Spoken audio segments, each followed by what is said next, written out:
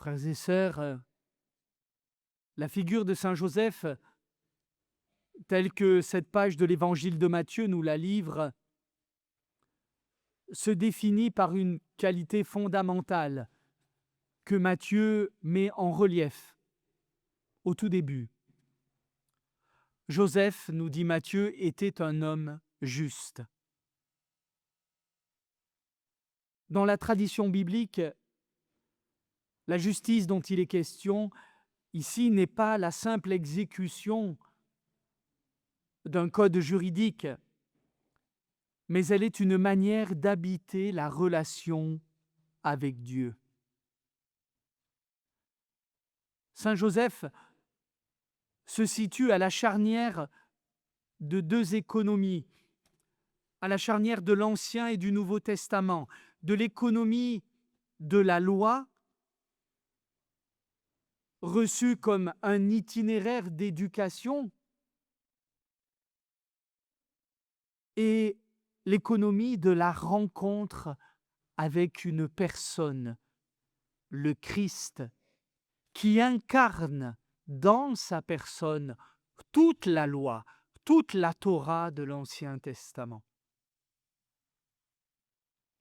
Pour Joseph, la structure de la Torah, de la loi, de tous les enseignements et des préceptes de Dieu dans l'Ancien Testament n'est pas un ensemble de prescriptions impersonnelles. S'il en était ainsi, d'ailleurs, l'observance de cette loi ne produirait qu'une perfection légaliste, souvent d'ailleurs accompagnée d'une certaine amertume ou d'une dureté de cœur. Il n'en est pas ainsi pour saint Joseph. Joseph, en fait, nous montre que la loi et ses préceptes n'enferment pas, mais au contraire ouvrent un espace de dialogue entre celui qui pratique la loi et celui qui en est l'auteur, à savoir le Seigneur. Lorsque Joseph apprend la grossesse de Marie, il est confronté à un dilemme où l'application littérale de la loi pourrait conduire à la condamnation et à la honte. Pourtant, dans le silence et le combat intérieur qui est le sien, Joseph cherche l'unité entre les préceptes de la loi et la charité. Il ne cherche pas à être simplement en règle avec la loi, mais à être ajusté à la volonté de Dieu qui se dit à travers la loi. Et c'est précisément dans ce mouvement d'ouverture que Joseph devient capable d'accueillir l'inattendu de Dieu, l'inattendu de l'Esprit Saint. Saint Joseph fait preuve d'une justesse toute particulière d'esprit. Une justesse d'esprit qui repose sur une grande sensibilité intérieure. L'épisode du songe que Matthieu met devant nos yeux révèle en Joseph un homme capable de discerner la voix de Dieu, un homme d'écoute profonde, capable de discerner la voix de Dieu au milieu du tumulte de ses propres pensées, face à l'inattendu et aux épreuves qui se présenteront ensuite à lui.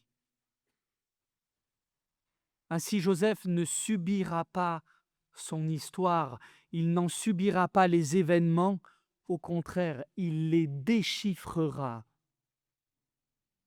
pour discerner la volonté de Dieu afin de pouvoir mieux la suivre et la vivre. Cette capacité de discernement lui permet de reconnaître la vérité là où d'autres ne verrait qu'une confusion des faits.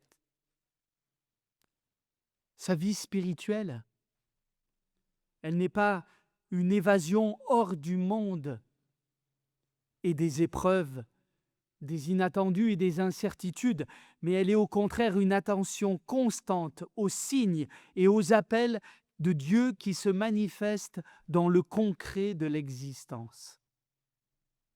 Joseph possède cette oreille intérieure, cette oreille du cœur, qui perçoit derrière les circonstances d'une vie, quelle qu'elle soit, la sienne en l'occurrence, une invitation à la confiance et à la foi.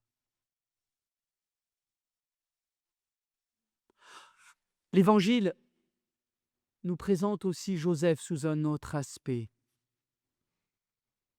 À côté de l'homme juste ou avec l'homme juste, il y a aussi l'homme de la décision et de l'action.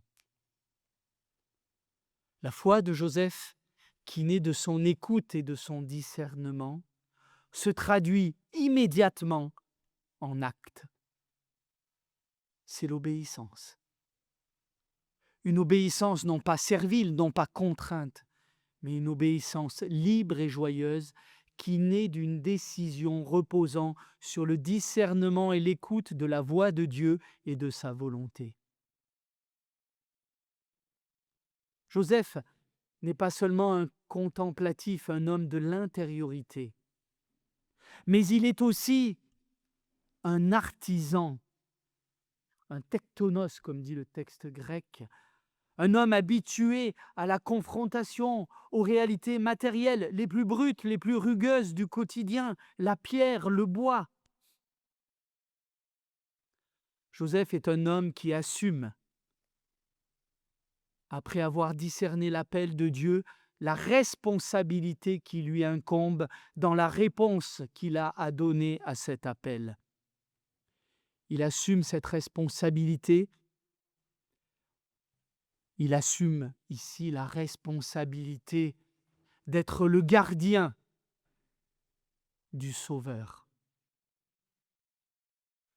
Trouver un abri pour celui-ci à Bethléem, face au refus des maisons d'accueillir son épouse sur le point d'enfanter. Responsabilité d'assurer la sécurité d'une fuite précipitée vers l'Égypte. La responsabilité de revenir et d'établir un foyer à Nazareth pour insérer le Fils de Dieu dans la trame sociale, économique des hommes, dans l'histoire des hommes. Joseph est celui qui rend la vie quotidienne possible, protégeant avec sobriété ce qui lui est confié. Frères et sœurs, en contemplant Saint Joseph, comme cette solennité nous y invite, nous découvrons une existence où la profondeur de la vie intérieure et la fécondité de l'action ne sont jamais séparées.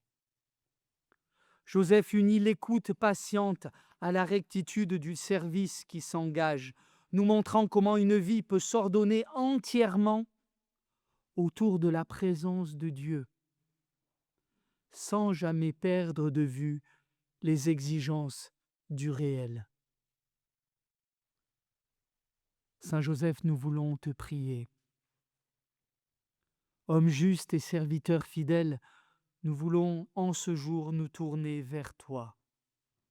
Toi qui as su écouter la voix de l'ange dans le silence de tes nuits, accorde-nous cette même finesse d'esprit pour discerner au milieu des bruits du monde, au milieu du tumulte de nos pensées, les appels de Dieu. Enseigne-nous cette justice, cet ajustement du cœur qui ne se contente pas seulement de la lettre, mais qui cherche toujours le visage du Dieu amour derrière la lettre de la loi. Gardien du Sauveur, enseigne-nous la sobriété et le courage de l'action. Toi qui as protégé la Sainte Famille par ton travail et ta vigilance, aide-nous à assumer nos responsabilités quotidiennes avec la même droiture, en sachant unir la profondeur d'une vie intérieure unie à Dieu aux exigences du quotidien et de la réalité. Que ton exemple vienne éclairer et soutenir nos pas, afin que nos existences à l'image de la tienne se fassent le sanctuaire silencieux où le Christ est accueilli dans la paix du cœur, l'abandon confiant et la discrétion d'un humble service à son égard et à l'égard de nos frères et sœurs en humanité. Amen.